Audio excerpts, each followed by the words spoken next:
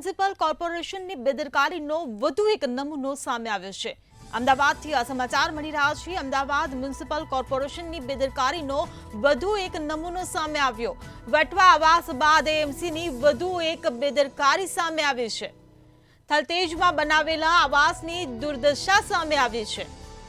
ત્યારે અમદાવાદ મ્યુનિસિપલ કોર્પોરેશનની આ બેદરકારીનો વધુ એક નમૂનો 8 માર્ચ 2019માં શરૂ થયેલ આવાસનું કામ આજ દિન સુધી પૂરું નથી થયું। ત્યારે કોન્ટ્રાક્ટર સંઘાણી ઇન્ફ્રા કંપનીએ આ કામ બંધ કરી દીધું છે। 6 વર્ષથી લાભાર્થીઓ આવાસ મળવાની રાહ જોઈ રહ્યા છે। ત્યારે અનેક લાભાર્થીઓએ ₹3 લાખમાં આના ફોર્મ ભર્યા હતા। લાભાર્થીઓની આવાસ કે રૂપિયા હજુ સુધી કંઈ જ પણ મળ્યું નથી।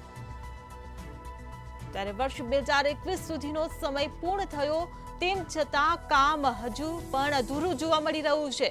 સમય પૂર્ણ થયો હોવા છતાં કામ ન થતા એએમસીએ કોઈ પગલાં નથી લીધા।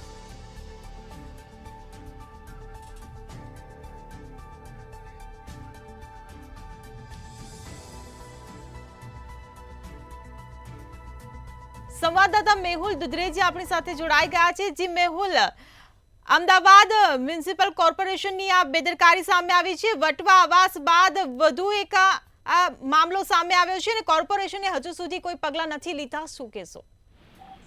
જે પ્રમાણે વટવા આવાસ યોજનામાં જે અધિકારીઓની જે મિલીભગતના લીધે જે 1600 જેટલા મકાનો છે તે બારોબાર પાડી નાખવાનું જે ટેન્ડર આપી દેવામાં આવે છે, જેના સવાલો ઘણા બધા જે બાકી છે, ત્યારે વધુ એક આવાસ યોજનાની અંદર કૌભાંડ થયું તેવું લાગી રહ્યું છે। થલતેજ વિસ્તારની અંદર આવાસ યોજના માટે અને જે ફોર્મ છે તે ભરવામાં આવ્યા હતા। 6 વર્ષ પહેલા જયારે ફોર્મ ભરવામાં આવ્યા હતા, તેમ છતાં આજ દિન સુધી તે ડ્રો થયો નથી અને આવાસ યોજનાનું જે કામ જે મંથર ગતિએ ચાલી રહ્યું હતું તે સંપૂર્ણ બંધ થઈ ગયું છે।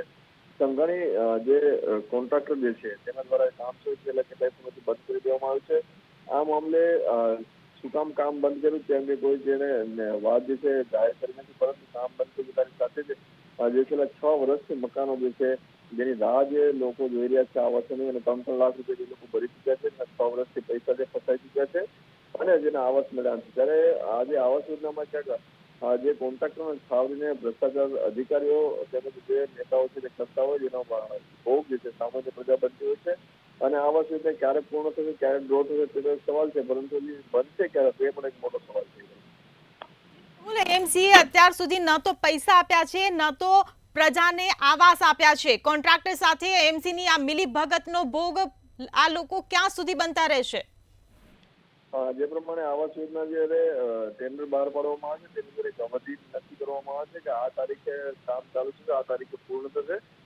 તે ટેન્ડરને ધ્યાનમાં રાખીને જે ડ્રો છે તે નક્કી કરવામાં આવતો છે, ત્યારબાદ ફોર્મ ભરવામાં આવતા હોય છે અને ડિપોઝિટ પેટે પૈસા પણ લેવામાં આવે છે। આમાં ડિપોઝિટ 3 લાખ રૂપિયા લેવામાં આવી છે, પરંતુ જે આવાસ યોજના જે છે તે પૂર્ણ થઈ નથી, એટલે કે હજારો લોકોના જે પૈસા છે તે આમાં ફસાઈ ચૂક્યા છે।